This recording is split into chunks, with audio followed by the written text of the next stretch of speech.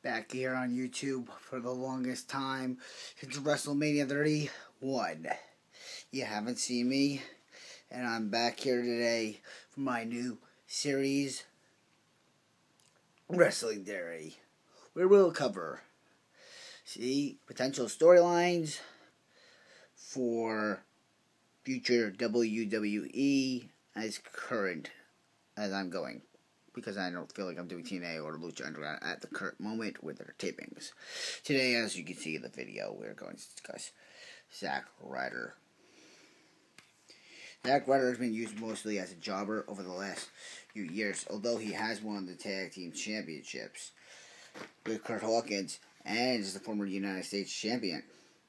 Well, today, your World Wrestling Drama Champion is going to discuss the potential for Zack Ryder heading into Summerslam 2016. Now, people are saying probably not. Very no idea really for that to actually happen. You're actually very wrong. On the JBL and Renee show, you see Zack Ryder thinking that Eve's pregnancy is his own doing.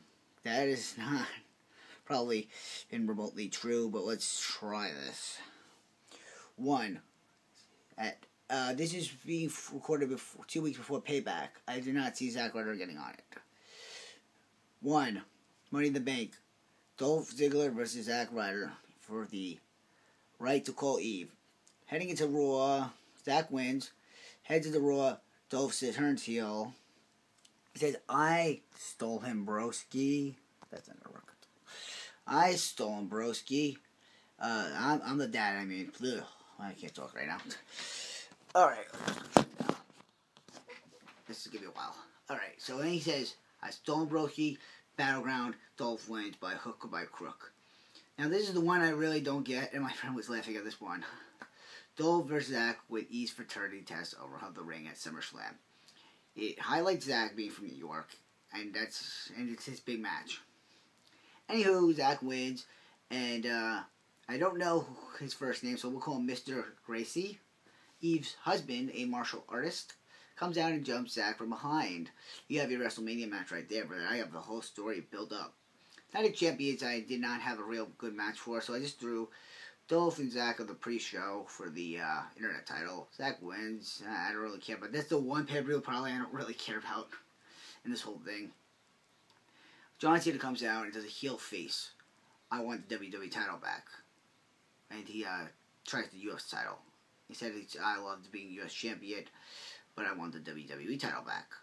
Zack Ryder comes out and says, "I'm taking the challenge," which he had just said, and it's kind of obvious. Anyway, Zack comes out and says, "I want it." He says, I gave up a WWE title opportunity for you.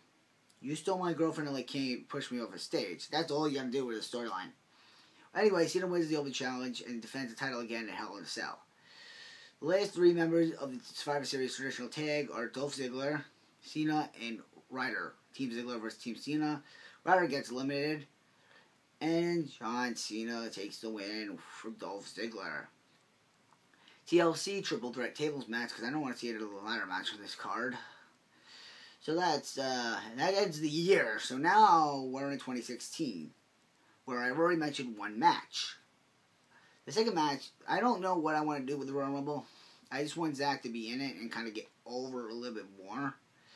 Then, of course, he takes a break, and at whatever the hell it's going to be, No Way Out, Extreme Rules, not Extreme Rules, Elimination Chamber, or the Fast Lane.